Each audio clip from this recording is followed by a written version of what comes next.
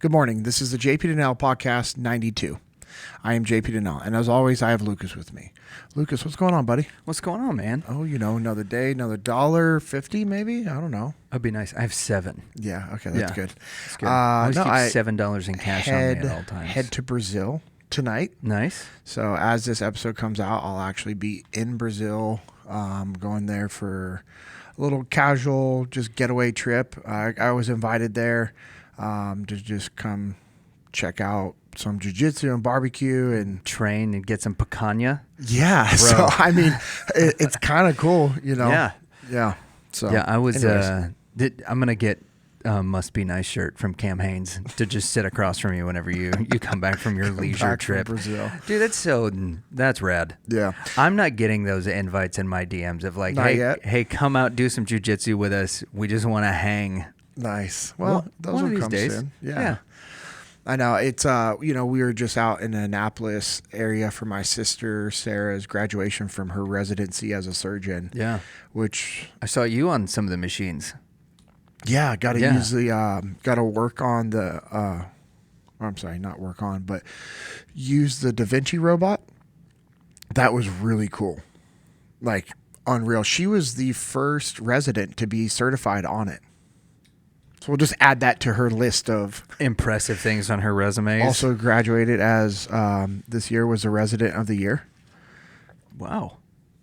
Just unreal. I know we're going to have her hopefully on the podcast very soon. Yeah. And then you were harangued into giving a little bit of a speech there as well, weren't you? Yeah. That's pretty cool. Yeah, it was cool. It was, afterwards I think about it and I'm like, man, I should have said this and blah, blah, blah. Should have done, and it's just like, hey, I didn't have like time to prepare anything. I just added some notes to my phone off of thoughts and, added a Bible verse to throw in there. And it was cool. It was an absolute honor, and I think about, my sister and everything she's accomplished and done in life. Just the tenacity that she's always had. That's one thing that my mom and dad always instilled into all three of us kids was just tenacity and, working through adversity, overcoming obstacles that are in front of you. I know I've talked about it before that, you can make excuses or you can make things happen. You can't do both. Yeah. And to me, that's that default aggressive mindset that we teach at Echelon in front. And, that's something our parents instilled into us from a very young age. And it's really cool to see that, be fruitful and multiply in my sister's life. Yeah. And, it's just very, very proud of her. My brother and I were just talking about how just awesome it is and everything that she's done. And, it was also an incredible trip to be able to sit and spend time with my brother-in-law, you know, and just spend time with him. And his brother was there, Eric. And so Brian and Eric, they're incredible humans, incredibly intelligent. Yeah. Incredibly intelligent. I would hope so, right? It's really difficult to see how relationships work out with really intelligent people like your sister if she was not matched with someone in a similar ranking. Yeah, right? Like you 1 to 2 degrees down maybe would be okay, but you don't want that disparage to be too far or else you just don't have much in common. Well, I was just going to say, I don't think that would work. Yeah, I mean, that's what I mean. There might be that initial connection because of like looks and physical attraction, and then you start talking with that person, and you're like, "Yeah, you're really pretty." It's just like, right? That's all I got. What are you doing? I'm gonna go do surgery. What are you doing? I got SpongeBob episodes to catch up on. It's like, I don't know if this is gonna work. Yeah. That's I've never actually really thought of that to like in regards to like a deep thought, but as you're thinking about it, like I think back to like the SEAL teams, like we were all right around the same level when it came to intelligence. Yeah, you had to be. You have like minimum requirements for the ASVAB, and then even going through BUDS, like they're doing a lot of testing and stuff like that. And it's not like high school or college even. Like C's don't get degrees in the SEAL teams. Everywhere else they do, but in the SEAL teams, it was 80% or above. Yeah. Like you had, like if you got a 79, you failed that test. Ouch. So there was no room for, just You can't slack off. No, you can't. You can't be average with those things. Like, think about that. Like an 80-81, you're the idiot in the class. Yeah. You know, you're the dumb guy in the room if you're an AB student, right? Yeah. And so everywhere else, your parents are getting bumper stickers. But it's just, as I kind of was thinking about what we were talking about before the show, and just that's why being surrounded by people that are going to push you is a really good thing. And that's how, honestly, if I think about the times that there's been adversity or just the need for resilience, that comes down to who you surround yourself with. And my brother, he's dating a wonderful girl right now. I don't know her well enough. I met her for the very first time this weekend, and it was awesome seeing an instant connection with her and my mom and my wife and my kids and me. I'm looking at my brother like, bro, when are you putting a ring on? Like, hey, do you love her? Yes or no? And I know he does, and she loves him. And I'll if we have time, I'll talk about we went to church on Sunday before we flew back. Yeah. And my sister has an incredible church out there. It's like Milestone. It's like yours. It's like Matt Chandler's church. They preach out of the Bible. Hey. Oh, hey, there we go. Pretty important piece. Yeah, not the celebrity pastor thing that's going around. Do we want to open that door right now? I'm not prepared for that right now. I didn't bring the right set of notes for that. But it was just good to be at like a really cool church that preached out of the Bible. Yeah. And it was like, I mean, all of us were like, oh, he was talking to me. Yeah. He was talking to me on this one. But my brother's girlfriend is incredible. Yeah. And I've seen a change in my brother because he's been dating her. That's cool. A positive change. Yeah. I should have made certain on that. Yeah. Because But that's kind of assumed based off what we're talking about. Yeah. Okay. But I want to be very clear. My brother's girlfriend has made his life better. There's a way that you say and it Corey too. is incredibly intelligent. Yeah. Almost to the point where it's been and he's I'm not dishonoring my brother, and he knows this. We've talked about this. Almost Corey can leave a comment and verify. Almost to a detriment of how smart he is, because he would get bored easy. He, in school, he would get bored. Yeah. When he was in second grade, he took this placement exam. Like, the teachers were like, hey, he's not a bad kid. He just gets bored all the time. He just finishes all his work and does all this stuff, and he's doing stuff he shouldn't know how to do already. Yep. And takes a placement exam, scores the highest he can get on that. So they recommend him going to an advanced learners school, like a school for gifted kids. Right. And so he goes there, and he's just acing everything there too. Yeah. Throughout elementary school. And that was a really cool school. Like when they would do school events and everything. But my brother, has always had that intelligence, and clearly my sister does as well. And to have them surrounded by people that match that and push them to be better is critical for success in life. And a lot of people make the mistake of, I get it. If you're dating and you're just, you're not looking for a serious relationship, just, okay, cool, whatever. But if you're at a point in your life where you're trying to say, hey, I want a family, right? I want to get married. I want a family. The Bible tells us to be equally yoked for a reason. Now, that's based off of, our faith, correct? That's the primary. 100%. Okay. Yeah. It's what's your faith, your value system, all of those things. Yeah. It's all encompassed in that one phrase. Very, I think about what we teach at Echelon Front, the ladder of alignment, and Corey Mize and I did a training yesterday, and that's what we were talking about in regards to alignment with your family, with your spouse. Then you have, mission, vision, values. Those are at the top, right? You have the mission, here's our vision, and here's our values. Those are three things that are almost kind of have to be non-negotiable for alignment. Like, you have to be aligned on those things. Now, then the strategy and all the things down to the very bottom of what we teach, you can actually have different perceptions on that and different views on that of how you get stuff done. Because then I look at that as like decentralized command. It's like, okay, hey, you have your So Dave Burke and I, we are aligned on the mission, the vision, and the values of Echelon Front. Yeah. 100%. Now, the strategy for him building out the LDAPs and the strategy for me building out the experiential leadership training, those are different. Oh, yeah, they have to be. Our tactics are different. Our KPIs are different.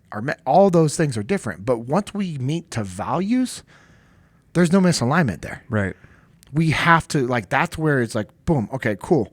And then what's cool is like when you have all the other different departments, and if you're watching on YouTube, you can see all my cool little hand signals that will be the perfect demonstration for this. These are official SEAL hand signals that I have in here. Yeah. I expect for Mendoza to use this in Warfare 2. Yeah. Okay. Ray, call me up. Signals. I'll consult on the business hand signals. But you know, as we're climbing up, we have all these things, and then it's like Dave's department, media and marketing, our client development team, you know, experiential, like the council, the musters, all of those things. We all meet together at values. Impact, reach, and growth. That's what we do at Echelon Front. Impact, reach, and growth. And if we're delivering impact and we're reaching people, guess what we will do? Grow. We will grow. Yeah. Here's the other cool thing. If we're providing impact to our clients, we're reaching more clients and helping them grow, guess what we do? Grow. We grow as well. Yeah. Impact, reach, and growth. Those are our guiding points, right? Like that's what's guiding us. And so as we're focused on impact, reach, and growth, and we meet at values and we're all aligned on values, it's like this incredible, strong connection that allows unity and alignment for the company to maintain alignment as we grow from values to vision and the mission. It's no different in your marriage. It's no different in your relationship. And that's actually how you can help grow resiliency, is by having unity and alignment with your people. And I'm going back to Buds, and I know I went down a few different paths because I wanted to open doors for conversations on this. When I think about when I was going through Buds, once we made it through, you know, first phase, and you know, once you make it through Hell Week, actually, most of those guys are going to graduate. Not everybody, but a strong majority of the guys are going to graduate with you. Now, there's some stuff that we do after Hell Week that guys will probably get rolled back. Very few quit. Some do, right? Occasionally. Very few get dropped from training, but occasionally, right? If you're constantly being ranked at the very bottom by your peer evals, if you're constantly in the bottom ranking, then you're probably going to get rolled and or dropped from training. Because then most of the time, if you're bottom ranked in the peer evals, you're probably not performing well physically anyways. And so now they're going to take that as an opportunity to be like, all right, he's a bottom ranked peer eval guy every single time. And he's in the gray zone of performance, meaning he's not always passing things. He's not doing well. We're going to pick that person apart, and they'll most likely get removed from training. I said most likely, it doesn't always happen. And so once you're through Hell Week and you're going through pool comp and all the hard training, and then you're in, all the drown proofing and all that other, like pool Hell Week that they call it. And then, you know, dive Hell Week that we go through, pool comp, like very, very hard, difficult training. The only way you make it through that training is with the proper mindset of just tenacity, being default aggressive, learning to shut your brain off when it's painful, learning to shut your brain off when you're nervous and scared and afraid of doing something. You know, I'm claustrophobic and I have a fear of drowning. So what do you think my mindset going into drown proofing was? There's probably a lot of anxiety and maybe a little bit of actual terror. Yep. Yeah. Until I learned to control that and shut my brain off when it came to those things, because I knew, hey, these instructors are watching us. We have medics on standby. They are very, very intentional and meticulous, because people can die doing this. Yeah. Right? I mean, absolutely. It happens. Yeah. And so I trusted my instructors. So the way I look at that, my perspective on this topic that we're talking about is when you have trust in a higher power and or person, that helps you be a little more resilient. Yeah. I trusted my instructors. So I trusted the program. I trusted the training. And I also knew that I was capable. So therefore, I had confidence in my own capabilities. So is that like a detachment of sorts in that moment? 100%. That's the last thing I was going to say. Yeah. And I'm glad that you asked that. Is the last part to that is I had to detach from those emotions, that anxiety, that fear, and and just trust the process. When you're in those moments, right, that you're in I won't say a completely controlled environment, it's a semi-controlled environment because there are so many things that are still outside of the control of what happens, particularly when you guys are doing things in the ocean. Yeah. There's your instructors are there, you got people that are watching you on all sides, but nature still gets a vote, right? We won't say the enemy in this, but nature still does, right? Anytime you're doing water operations, like Jocko says, it's it's a real-time mission. Yeah. It is a lot. Yeah. Yeah. I mean, real world mission. That's what he says. Right. Like because anybody who's been to the beach, whether you're a surfer or not, like, that there are times where you can get in and you're in waist deep water and everything's fine. And other times where you see that red flag or the two red flags and you get in waist deep water and it feels like you're fighting for your life just to stay above because of rip currents and those kinds of things. So you're in a semi-controlled environment. So there's that where you can detach, you can put that trust in other people and in the group that's around you. There are moments though in our lives where we end up in places where maybe we don't have that, right? Where we feel like, for lack of a better way to put it, like we're fighting from our back and there's nothing that we can do. How does that, and I know that you've been in those types of positions in combat where for one reason, whether the mission called for it or whatever, that it was you in isolation or you and one other person. What do you do in those moments where you're starting to feel overwhelmed, where you're starting to feel that anxiety creep in, or you're literally looking at something and you're like, hey, I'm in a situation that if I don't get out of here in right quick, fast, and in a hurry, like, this is game over? Legitimately, first step is take a breath. Okay. Like, actually, you have to take a breath to slow your heart rate down. And it's just a prompt also to like, okay, what's happening? Yeah. I can't make good decisions if I don't have good information. 100%. And so if I'm just on my sights scanning and engaging enemy fighters and just shooting my gun the whole time, like, I can't make a call. I can't make a call for the team. I can't make a call for myself. Like, it's going to be very difficult for me to have awareness, to gather information, and to make a decision. That's why detachment is a superpower. And, I have a few of those examples from combat that I know we've talked about before. In SQT, there's a few times that pretty crazy, dangerous training. I almost drowned in SQT doing a nighttime over the beach training operation.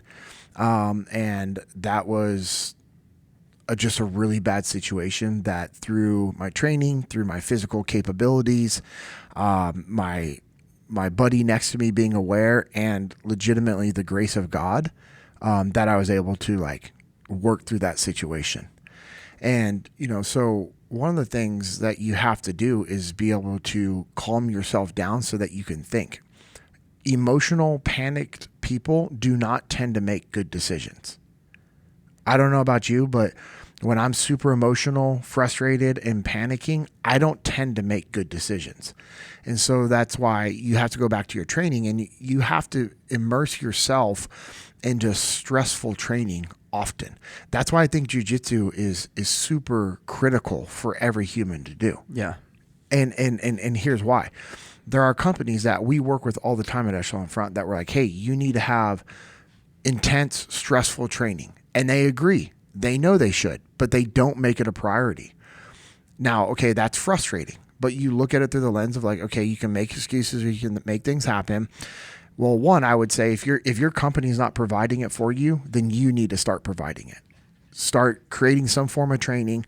The other thing that's important is like, okay, if you're not going to get it at work, and let's just say for some weird reason you can't create it in your organization, then you need to condition yourself as a human, as a man or as a woman. You need to start putting yourself into stressful situations that require detachment. That's why jiu-jitsu is critical. Yeah. Or maybe do some Muay Thai or boxing or wrestling. The cool thing is jiu-jitsu it's a very humbling sport. Yeah. And you're going to be in positions where you're going to have somebody that's bigger, stronger, better than you, on top of you. So now you're, quote, as you said, fighting from your back, and you can panic or you can breathe, work through it, and make yourself stronger mentally and physically, capably as well. But mostly we're talking about the mental growth that's needed for working through adversity and building up resilience. So most of my time in jiu-jitsu, because I had the MMA background and I have decent wrestling defense, I would end up on top because eventually guys get frustrated and they pull guard, or some guys just immediately pull guard in jiu-jitsu because that's their game. Or maybe I would get a foot sweep or a takedown, but as you know, a white belt and as a blue belt and even as a purple belt, I was like always on the top, and I had really good top pressure. And so most of the time I'd end up on top and stay on top. Yeah. Which is great until you end up on your back. Yeah. And I think about December of 2021 when I did, it was 2022. It doesn't Is this matter. like the last competition you did? Yeah, the Waco Open. Yeah, it's in 22. Yeah, okay. Yeah. So I do that jiu-jitsu tournament, and you know, I can't take him down. He can't take me down. Real tough opponent. And I remember watching Isaac do a tornado throw, like legitimately, like 2 days before when we were at Double Five. I was like, that's awesome. And he showed it to me. And so I watched some YouTube videos on it. And in the middle of the competition, I was like, well, might as well try it. Full send. Just full send. And it worked. Yeah. It was sloppy, but it worked. Right. So I got the 2 points, end up on top, scramble, whatever. And then I maintain position for a little bit, and I'm moving, so I get an advantage. And then we end up in a scramble. He gets back up. There's like a minute left. I'm winning 2-0 with an advantage. I'm tired. I'm fatigued. I get sloppy. I'll say sloppy because I didn't maintain, like, what I should have done is just, you know, maintain like standing and made him work for a minute, and I would have won the match. Yeah. But I try a foot sweep on him. Well, the dude's a really good wrestler and blasts a double leg takedown on me and just boom. Well, when he blasts that double leg takedown on me, I'm hard on my back. Well, I also, you know, I think you remember this. I had some fractured ribs at the time. So I had fractured some ribs a week before. And so when I land hard on my back and those ribs. And I'm just like, oh, he passes. I regard. Okay. So still good. I'm still winning. It's 2-2. I have the advantage. He passes, gets side control. Big, strong guy. Yeah. Maintain side control. So he gets his passing points. I try to do like a roll sweep thing that I do. At the very end, don't have enough time. I lose. I was so pissed off at myself because I was not physically capable to regard and work off my back because I had not spent enough time there. So what I've been trying to do is be intentional about starting in a bad position so that I have to have the resilience and the mental fortitude to work out of really hard situations. So last night we're training and I'm, you know, putting myself in bad positions. And, you know, one of the rounds was with my buddy Boyd, who just got his black belt. Congratulations. Yeah. That was awesome. He literally just got it this last Saturday at the promotions after cool. after the Dedeco seminar. So Formiga's professor Dedeco is in town. Did also partner in Origin. Original investor and partner in Origin. Yeah. An incredible human, incredible jiu-jitsu instructor. Like what he's done in jiu-jitsu is unreal. That's why Formiga is who he is because of Dedeco. Yeah, when your professor's professor is there, it's pretty cool. Yeah. So he does a seminar, and then they do the promotions. Boyd gets his black belt.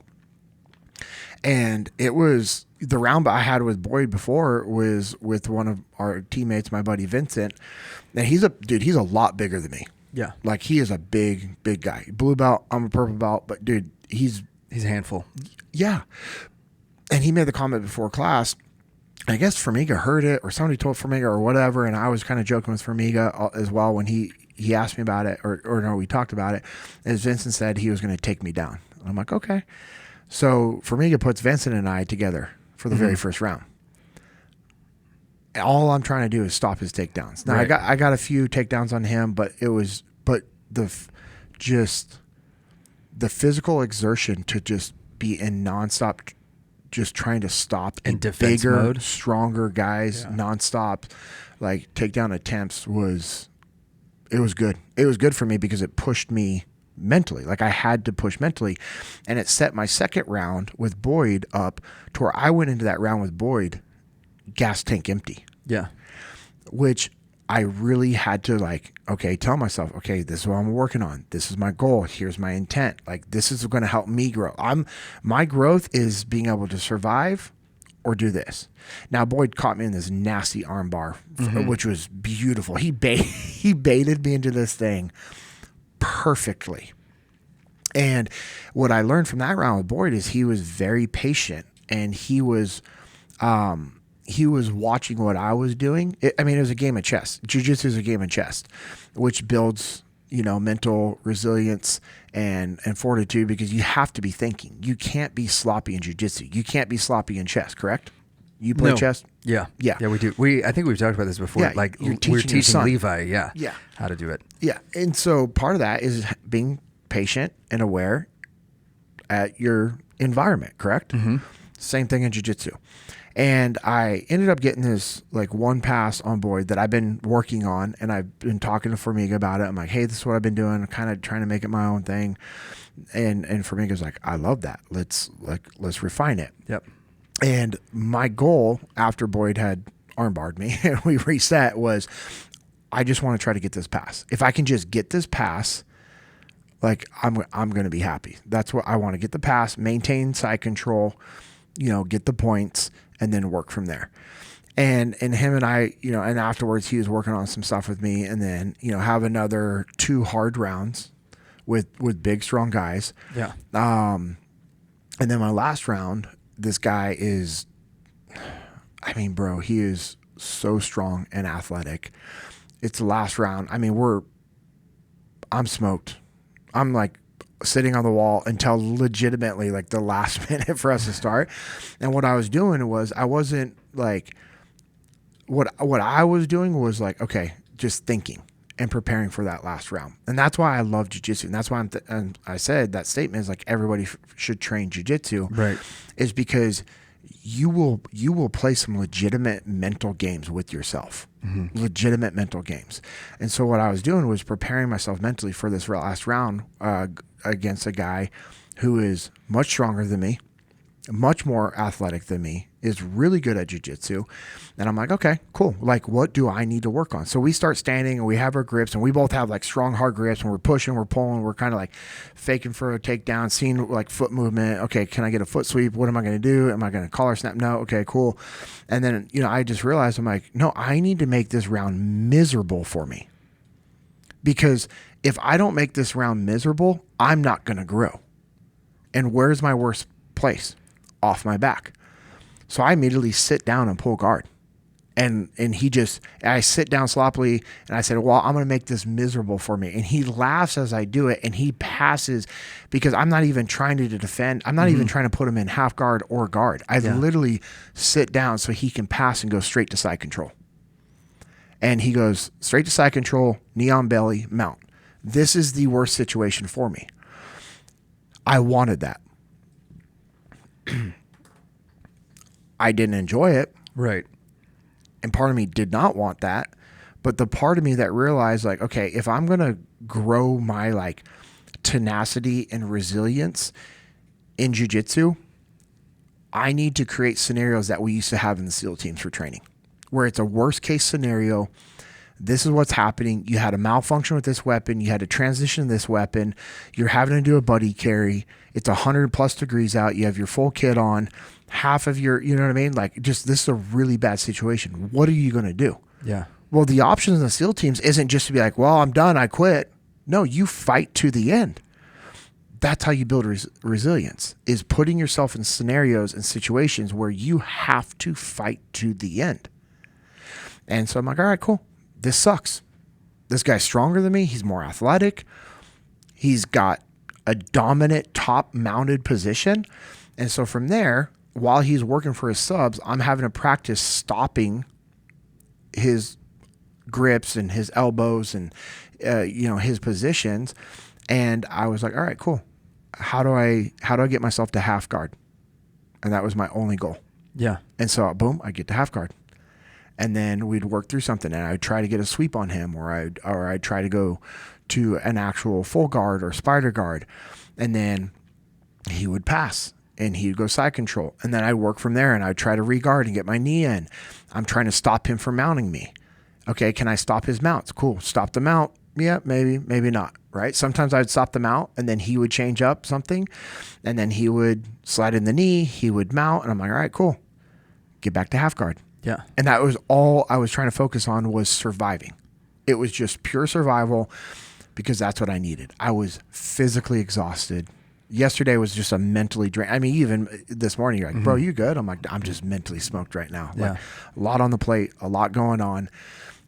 Which wasn't a bad thing. It wasn't like, it was just like, it's just the reality, right? Just got a lot going on right now. And it was a really good round. Yeah. We were both just smoked. It was a gut check round. And after that round, I laid there, and, for like 2 seconds, I was on my back, and I was like, nope, get off. I was like, quit being get off your back, roll over. Quit being a meow meow. Yeah. Because, laying on your back is a sign of defeat. And that's what animals do. Sign of defeat, they lay on their back. It's submission. And so I was like, nope, I'm mentally exhausted, physically just smoked. Nope, I roll over. So I'm just like laying on my belly now. And I'm like, all right, get up to your knees. So I get to my knees, and I'm sitting there, and I'm like trying to control my breathing. And I'm just like, all right, cool. That's what I needed. And so I think and we can go back, and I know you were taking notes on a few different things that we talked about. Yeah. When you're thinking about building resilience in yourself and in your people, you have to put yourself in hard training situations. No doubt. Like, you have to. I did not want to be on my back against this guy. Does not work out well. Yeah. But I chose to put myself there because I know that's a weakness of mine. And in order for me to grow, I need to have some hard situations. I have to have a hard training in my weak spots. And afterwards, for me to close out the class, we bow out, and I'm sitting over in the corner by my bag and doing some core workout exercises that I've been trying to force myself to do after class as well. Doing some stretching, and he comes up, and he was just like, hey bro, he's like, can you show me what you're doing? Because he was frustrated. He's like, bro, you just kept going from here to here. And I explained to him what I just explained to you on the podcast. And then it was cool because then we drilled it. Yeah. I was like, yep, this is what I was doing. He goes, okay. And he's like, how would you stop that? And I was like, well, so then we talked through it. And then I was like, well, if you stop it, you do this, but then it puts you at risk for this. And so it was a really cool conversation afterwards. And that's why I go back to what I said earlier about being surrounded by guys in the SEAL teams that wanted us all to grow. That's what me and this guy were doing afterwards. After class, we were now talking through and debriefing our round so that we can both get better. 100%. And so those are the components I think you need to fabricate in your life. Yeah. Hard, stress-induced training environments, and then think about it, talk about it, assess, do a debrief, make tweaks so that you can grow. That you look at top, athletic teams, that's what they're doing. Yeah. And I think about what we did in the SEAL teams. That's what we were doing all the time. So, yeah, I had a really good friend who taught, he was I think a 2 or 3 degree white belt. black belt. I was like, I'm like a 3-degree white belt. No, yeah, he was like a 2nd or 3rd degree. That's exactly right. He's a 2nd or 3rd degree black belt, and he would teach these women's self-defense classes. And so you'd have all these people that would sign up for it, and the very first thing that he would do after he paired everybody off is he would have, one of the partners would lay on the ground, and the other one would just get in a full mount position. Yeah. And they wouldn't do anything. He's like, I want you to sit on your partner's hips, kind of show them how to get into it. Mm-hmm. And you're just gonna be there for 2 minutes. Mm. And the stress that it caused the ladies who were on the bottom. And he's like, don't panic. Yeah. Because you've got the very first thing before we teach you any of this other stuff is you've got to learn not to panic whenever you're in this stressful position. And then they would flip, they'd switch, and the ladies who were on top, a lot of times, they were like, oh, this is going to be easy, because they were in that mounted position. But as soon as they switched, then the second partner was the one who oftentimes had the biggest reaction because they had held that dominant position for 2 minutes. Yeah. And now they're not. So now they had all this confidence that they were in control and all that. And then whenever it switched, their level of anxiety skyrocketed beyond what that first partner experienced because they went from a dominant position to now a submissive position. And so working through all of that, and then after that, he'd give them all like a 1-minute break, kind of talk a little bit about what they felt. And he was like, okay, so now we're going to figure out how to walk through some of these other steps, because that's a position that you've got to be able to think whenever you get in that spot. Yeah. And that's how he started him out. That's what Formiga does with the beginner classes. Yeah. And I was at the beginner class helping him and the 2 other black belts that are helping teach the beginner class. And that's one of the things is like, okay, hey, we're going to learn these 2 things. And then it was positional drilling. So, hey, get a partner. One of you is in this position. The other person, the only thing you're allowed to do are the 2 things we taught you. Yeah. For a minute straight. And then flip-flop. Next person goes, and then did that with 5 different partners. So it was 10 minutes straight. And it was really cool watching them do that. It's called positional drilling. Mm-hmm. And that's so critical for your growth. Yeah. Is to be able to like, nope, the only thing, and what's cool about it is they know that's what you're working on. Right. And so that all they're doing is trying to stop that. So that's awesome. Yeah. The other thing that kind of struck me in this is, there's 2 different types of resiliency that we have to develop. Okay. We've got to create a resiliency to escape, right? And whenever we find ourselves in a situation where we're in adversity, there's part of it that's a detachment, that's thinking through in order to get out of a situation that you got yourselves in. Like you've got to have the mental fortitude to do that. The second type that I think you kind of touched on when you were talking about being in the SEAL teams and in the training is a resiliency to stick with it. Yeah. Right. Like figuring out how to create that, the mental fortitude or the intestinal fortitude, whatever you want to call it, building a resiliency against adversity to stay in the game. So there's the one that's like the protective, you're facing adversity, you realize, hey, it's time for retreat or, whatever, we got to get to the next thing, and you build that resiliency to move, but also, the one to stay in it. And I've heard you tell this story before, and if you don't want to tell it, that's fine, but I don't think our listeners have heard it. There was one time in your SEAL career where you were asked to do the sniper mission. It's just you and one other guy. Yeah. And y'all are going out, and it took a lot to stay in the position that you were in because of all the circumstances. Like, do you mind telling that story and kind of walking us through that? Because I think this paints the perfect picture of like what it takes on a lot of fronts because of the adversity that you guys faced there. Yeah. So I wrote down 2 things: knowing your mission and then desire and drive. Yeah. Like you have to understand what your mission is. And so if we're looking at the foundation of all these things that you and I are talking about, Lucas, it's knowing your mission, understanding your mission, the parameters of your mission. Like, why are you doing what you're doing? What's the end state? Like, okay, hey, this is what you need to be doing. Here's why. How are you going to do it? So you have to understand all those things. And understanding and knowing your mission is critical to all things in life. Yeah. If I understand and believe in my mission, and I have the desire and drive to accomplish it, that's absolutely necessary for me to actually go out there and execute. If I don't understand the mission and I don't fully believe in the mission, the desire and the drive is probably not going to be there. Yeah. And so we, the forward operating base that we were staying at in Ramadi was attacked constantly, by small arms fire, RPGs, machine gun fire, snipers, and mortars. And the mortars were a problem. I mean, we were getting mortared almost every single day, multiple times throughout the day. We actually had a guy comment on one of our videos that was at Corregidor that got, I think he got injured from a mortar. And dude, if you want to reach out to us, podcast at jpdinnell.com, we'd love to get your story, man. Yeah, absolutely, for sure.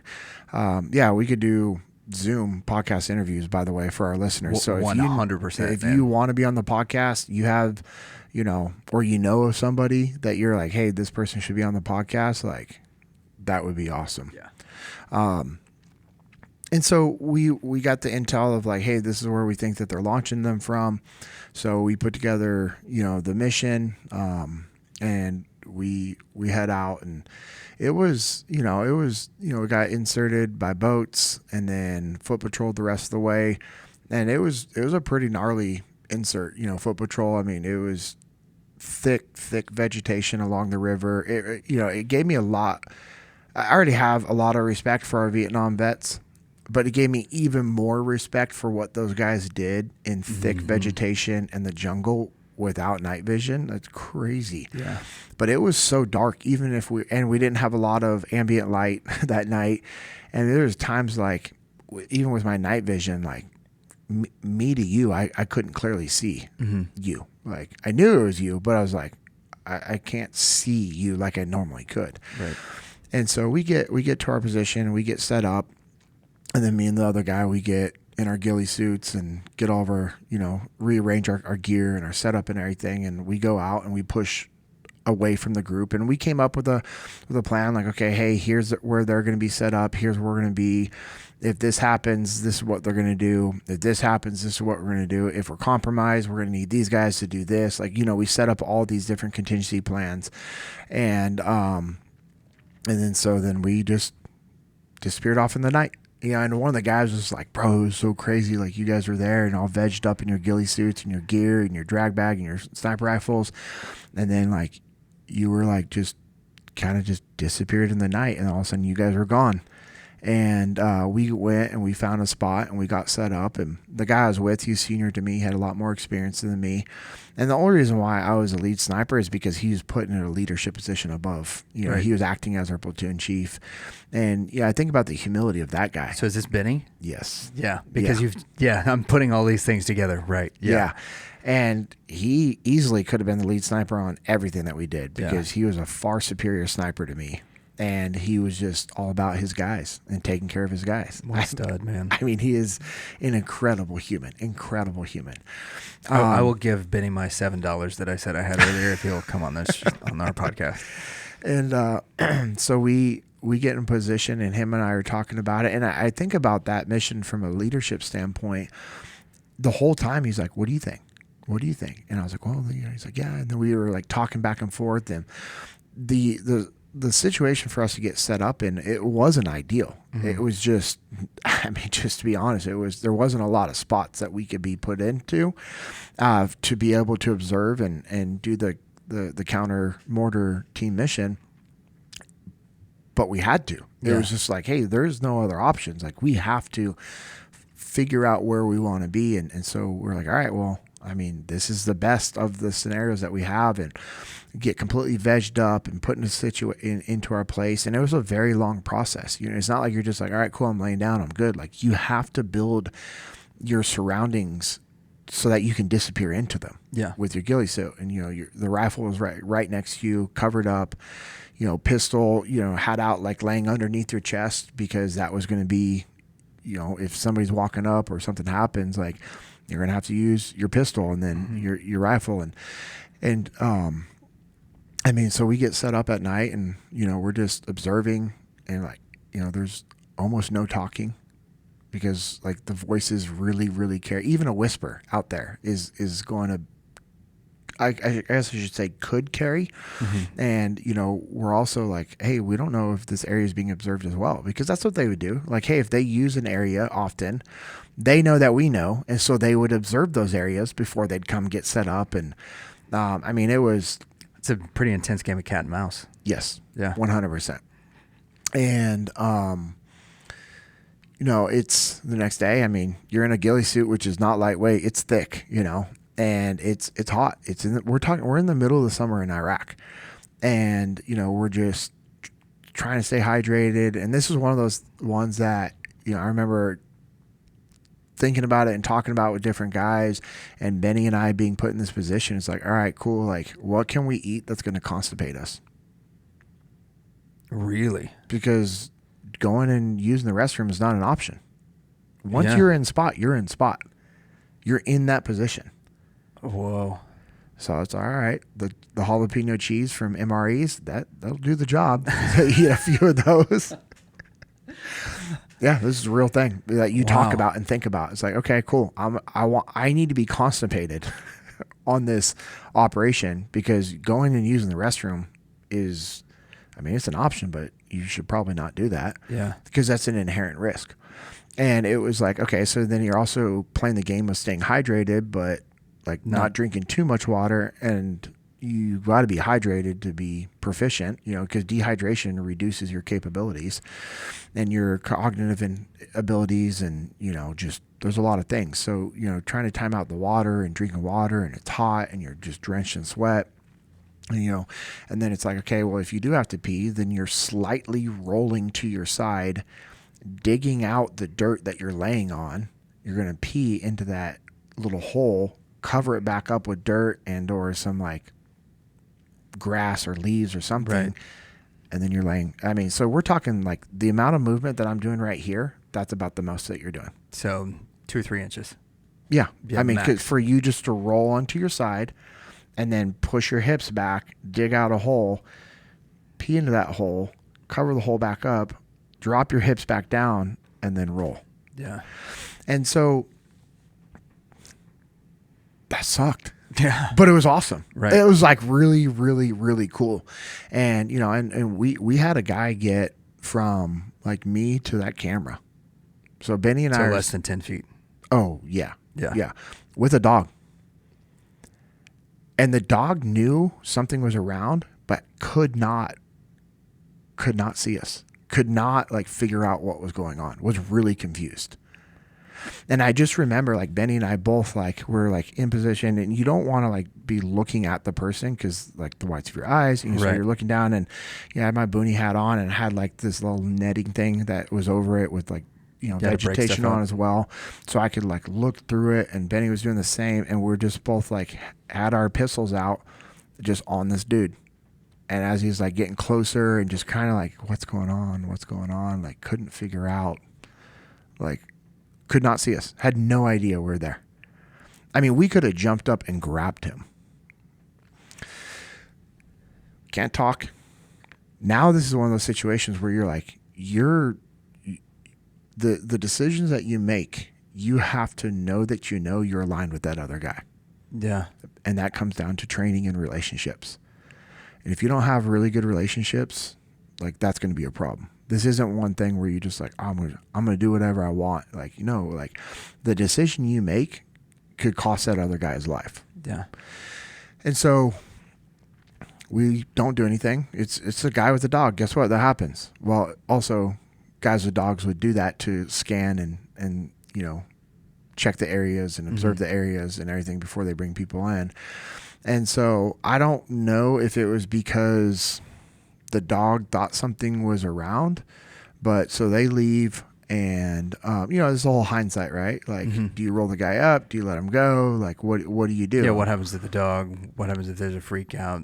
Yeah. Yeah, all these things. And also, what if there's guys watching him, and then we roll him up, and then there's a freaking dozen enemy fighters in that other little area of vegetation or the tree line, and all of a sudden it's Benny and I with our pistol and sniper rifles trying to, you know what I mean? Like this is going to be bad. And the time that it would take our guys to get to position to set up, like so that they can set up an L ambush on these guys so that we can fight back. Like this is This is not going to be good. Right.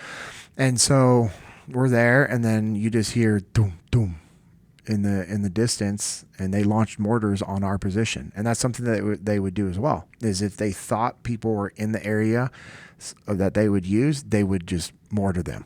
And so we had a mortar land really, really close to us. It rocked us pretty bad. Yeah. And it was cool though, because we had our angels there. You know, the stuff around us was, I wouldn't say destroyed, but I mean, mortars are nasty, right? Yeah. And so all the stuff around us was pretty. It was wrecked. It was, yeah, pretty chewed up, wrecked, destroyed, whatever you want to say. I don't care what word people want to use. And not one thing on Benny and I was hit. Good grief. Now it jammed up our radios, and so we were there, and I just remember him and I going, we got to get back to the guys. But our radios weren't working, and so we couldn't like radio to the guys.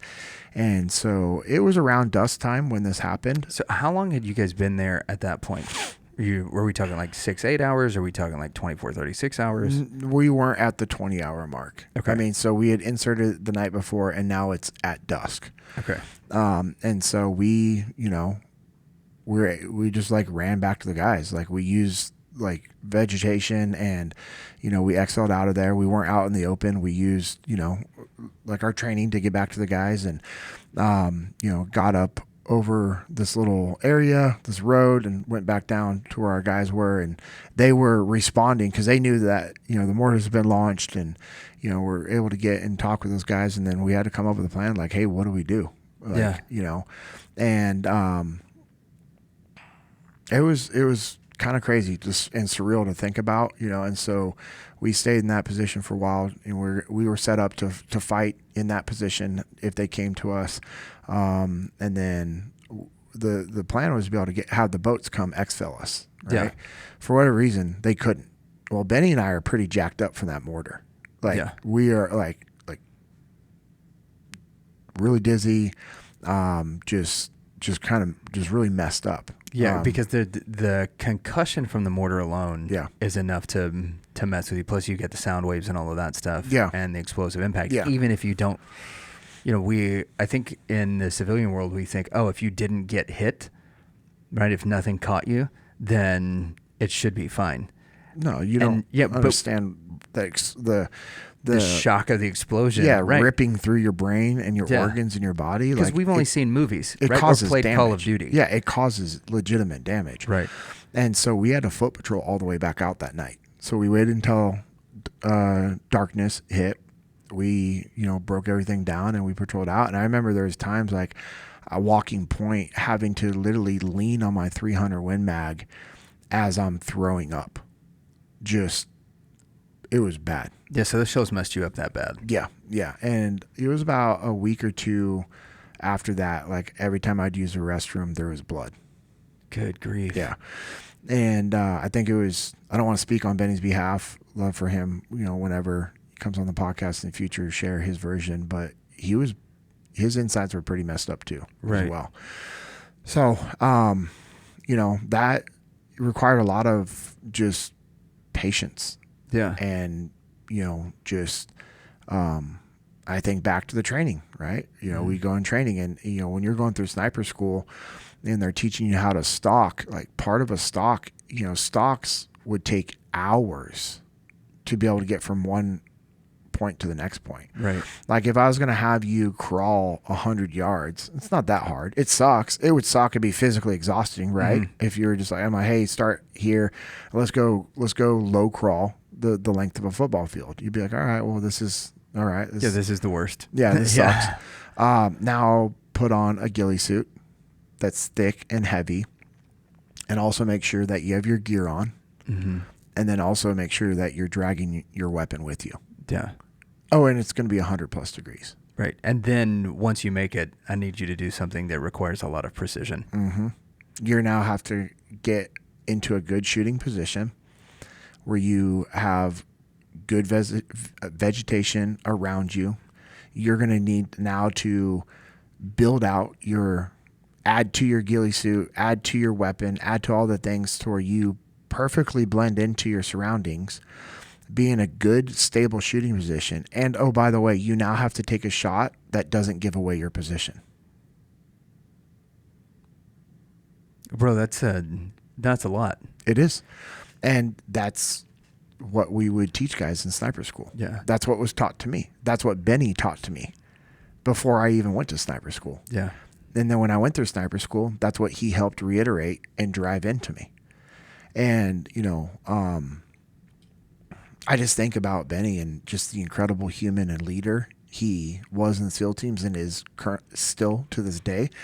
And it's because I was surrounded by a guy like Benny that allowed me to just dig deep. Yeah. Because that required so much patience and so much just detachment and just logical thinking, and my emotions were to grab that dude, For sure. but that would have made things really, really, really bad. So I think that in particular, like that instance within this highlights a lot of the things that we're talking about, because now you're in a moment where we're not just talking about like adversity of like I'm having a difficult time doing something. There is an adversary that is right there. Yeah. And when we're having these discussions about like resiliency and, facing adversity, knowing what to do when Yeah. is a huge piece in making it through a difficult time in your life. Yeah. Yeah. And it was crazy is like our guys that were back at that little base camp area, for lack of better use, and also not trying to give away all of the things that we do. We'll call it a base camp. Is like on Everest base camp. Everybody wants to go to base camp. Base camp's awesome. Exactly. It's really good for when you go backpacking. Establish your base camp and then go out and operate from there. That's where we keep our beef sticks. Is they had a guy get really close to them on the river. He was fishing. Really? And they rolled him up. They held him for a while because they had to. And so I was like, all right, roll this guy up, hold him. All right, cool. We're going to be leaving. All right, cool. Now we can release the guy. He's going that way. We're going this way. And, that was a decision that our guys had to make. That's a hard decision. Yeah. What do? If you roll him up and he doesn't come home, then his family's like, well, so-and-so should have been home by now. Let me go find him. Yeah. Now you literally have an international incident. It's just, it's, things can happen from that. And so, that one operation was pretty cool. It was very unique because it wasn't something you normally would do. Yeah. I'm just thankful that I had really good training and I understood what our mission was. I understood the parameters in which we can make decisions and operate. Talk about decentralized command. Yeah. Seth isn't next to us. He's not making the calls. It was just Benny and I. And because we understood our mission, we believed in the mission, we understood the perimeters, we were actually able to go out there and make decisions to get the job done. Yeah. And because the relationship I had with Benny and how much I trusted him, the way I was like, cool, whatever you do, I'm going to support. You want to roll this guy up? Cool.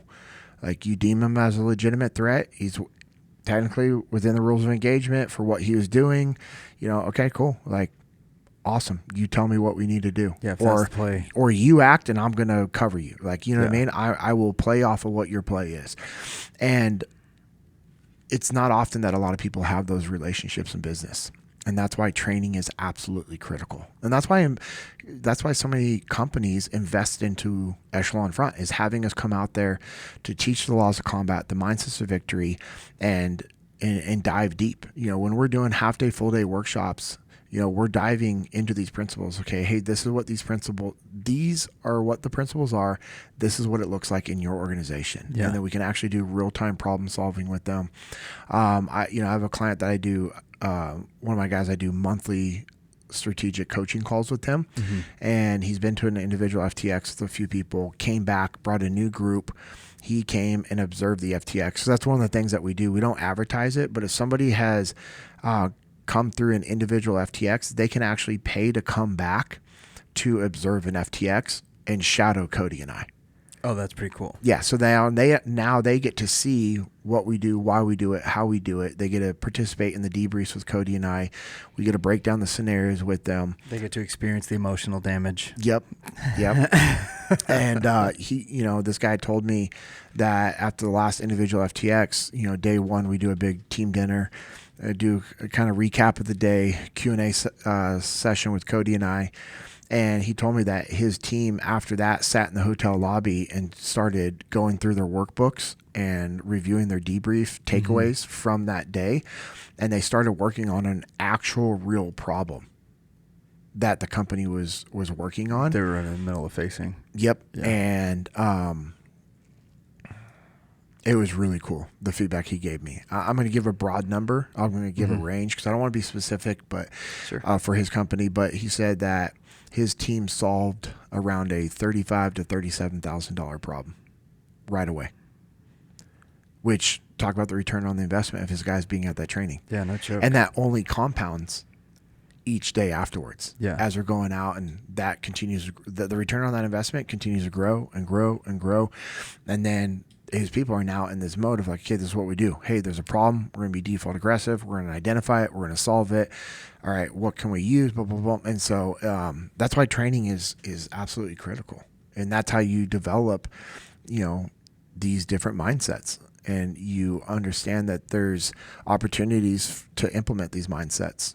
So, the thing that kind of strikes me is that when you look at overcoming adversity, when you look at resiliency, there's a dichotomy that kind of splits all of this stuff, right? That you need resiliency when you're not intelligent enough. But like when you were talking about Corey, you also need resiliency when you're too intelligent so that you stay engaged. Yeah. You need resiliency when you're, not strong enough to do something, but you also need resiliency whenever you're too strong so that you are not just like helping your training partners in a jiu-jitsu setting, but that you're learning the technique and not relying on your strength so that when you find somebody, because they're there that are bigger and, that's bigger and stronger than you are, that you haven't relied so much on this one thing. I know all of those dichotomies are part of it, and like we've talked about this a lot, those self-assessments and figuring things out, because part of what I'm hearing you say is that resiliency, part of overcoming adversity, is keeping those things in balance. Yeah. So that you're able to do it when the time comes and you're not relying too heavily on an area where you're knowingly lacking and haven't put any haven't made any investment in trying to improve on, because that's when you end up failing. Yeah. Yeah. I know we're getting ready to wrap it up. You have a few other questions or things to talk about, or we can dive deeper into these on another one. Like you were just saying, like the resiliency of just understanding who you are and where you're at in the situations, of like, all right, cool, I need to throttle up or actually be able to throttle back a little bit is, if in jiu-jitsu, if you're always just using your size and strength, like you said, you're going to find somebody that is as strong, if not stronger than you. And then when you're lacking the technique, that's when you're going to lose. That's why you have to be intentional about your training.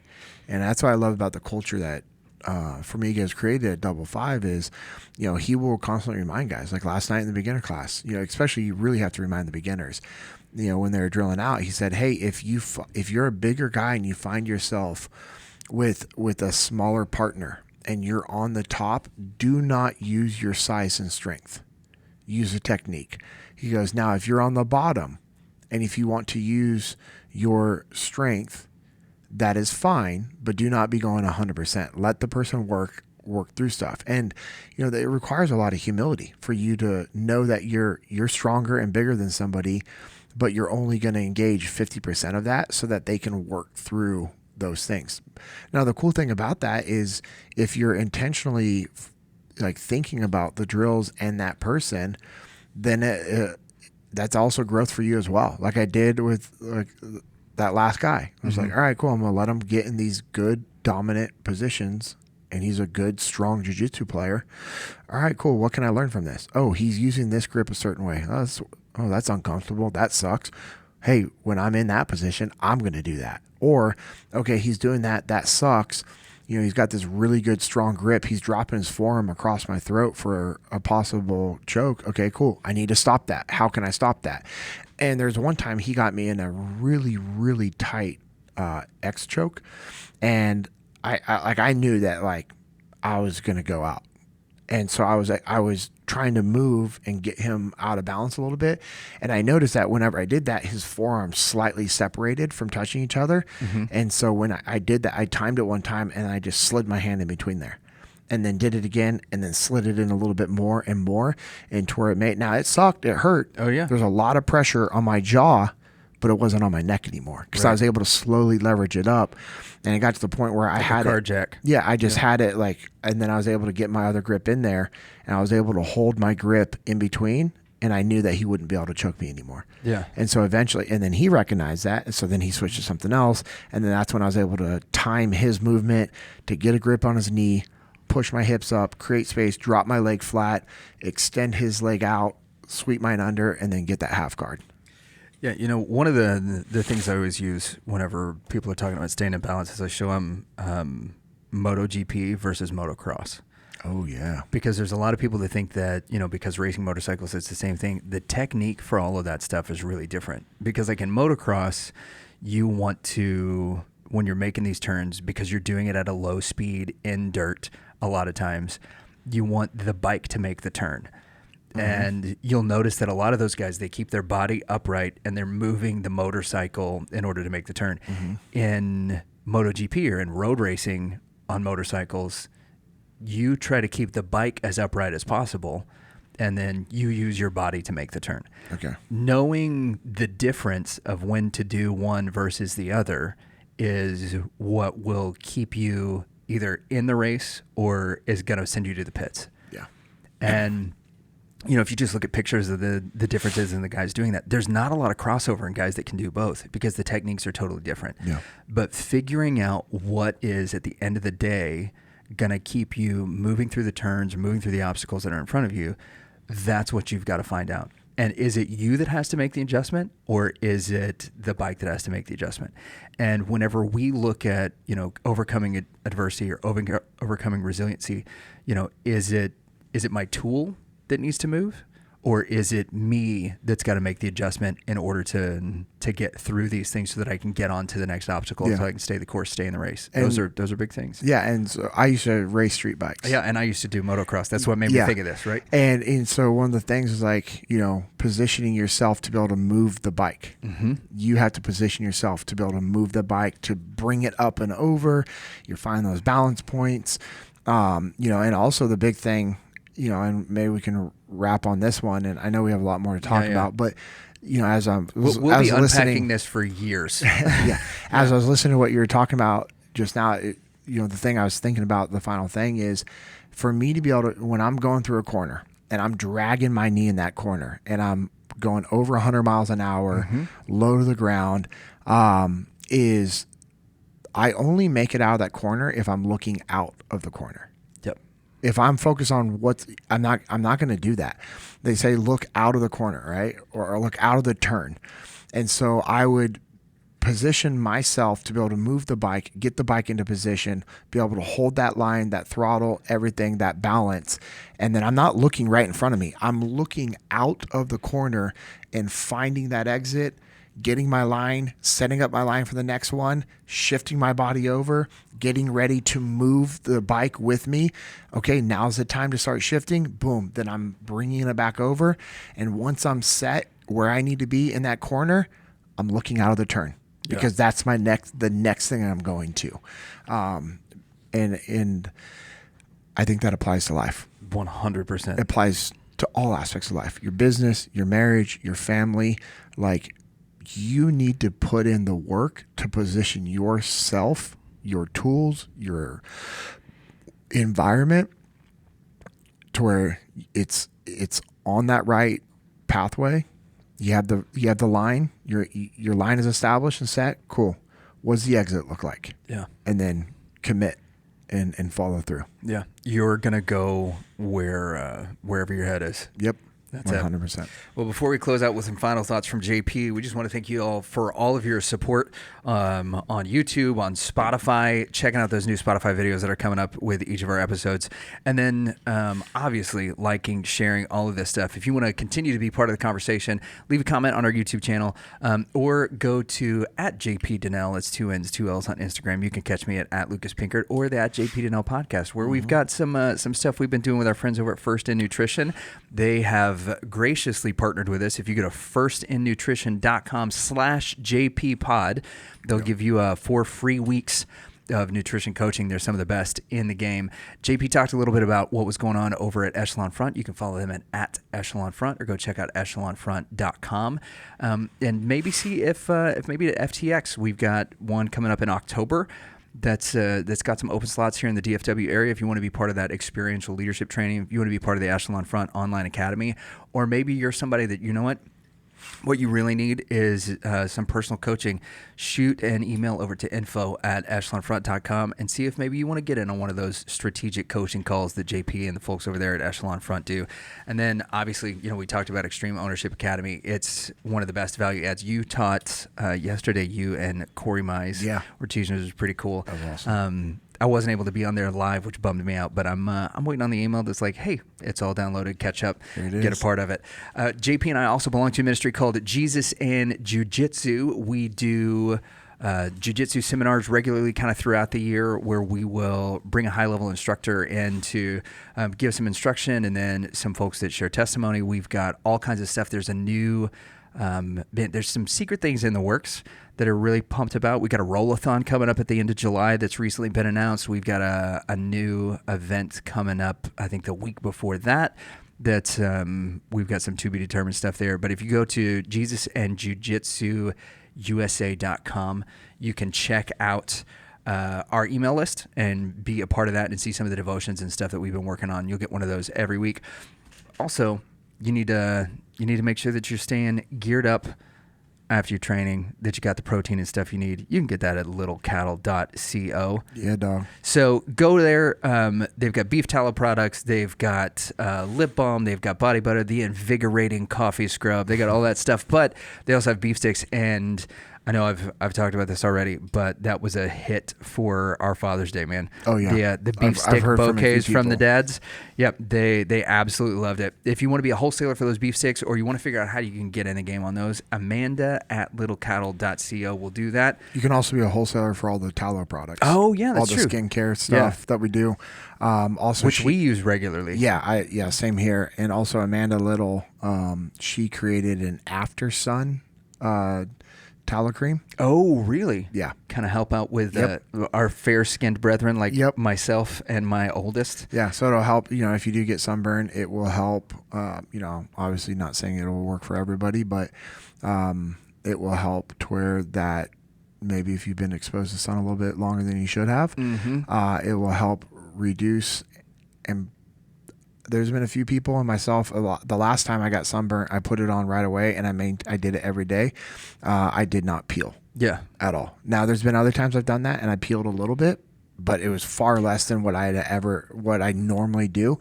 And I'm really looking forward to using this After Sun product the After Sun Care that Amanda Little created. So yeah, we have that as well. Dude, so when we were in Glorieta, we were hiking in the mountains like every day for a few hours. Levi was in this mode for 2 of those days where he did not want sleeves, refused to wear shirts with sleeves on them, which is a pain whenever you're a parent because you're like, oh my gosh, my kid's going to just get crispified. Yep. Got a little red, kept the tallow on him, and he'd be red in the afternoon, and by the evening, everything was good to go. It's incredible when you use those all-natural products. If you need your apparel printed. Thank you. Yeah, you can go check out at On The Path Printing on Instagram. Shoot DM to JP or Josh, and we got some NCC shirts coming. We got some JP Dinnell Podcast shirts coming.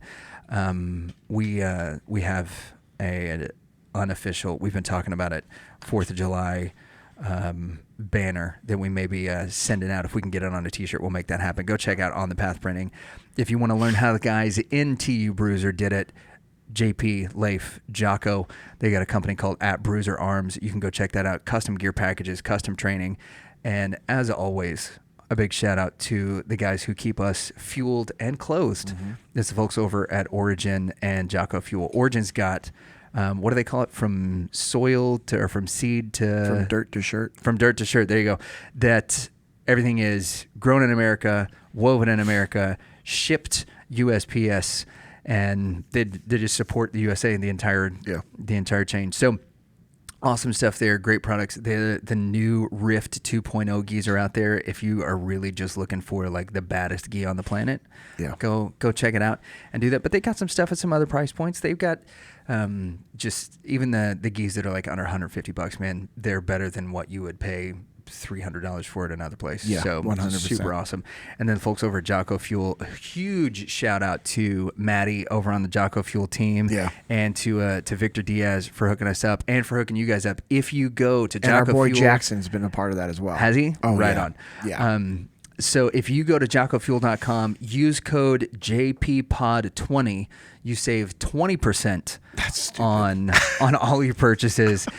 Over at Jocko Fuel. So do that. It's almost as good as the employee discount.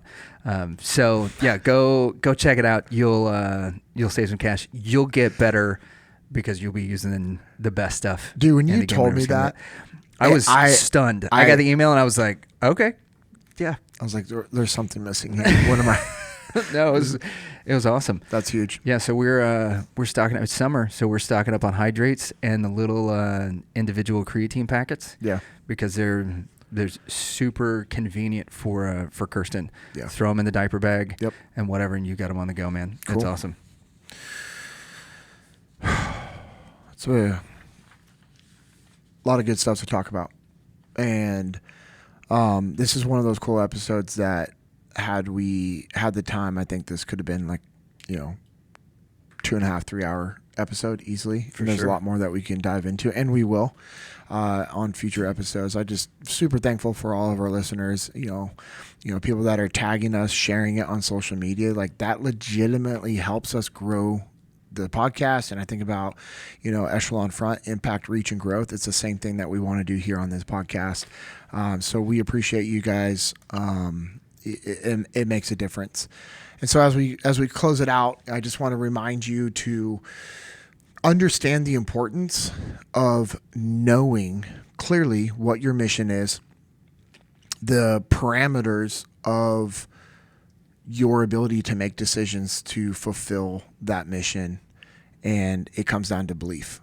You have to believe in the mission. You have to believe in your people. You have to believe in yourself. But as I've said many other times, without belief, nothing is possible. But with belief alone, nothing is possible. So that means that you have to go out there and execute. You have to actually do the work. So I hope this episode has been a reminder to go do the work that is needed, to put in the effort, to build your legacy, and to never settle. This has been the JP Dinnell Podcast, episode 92.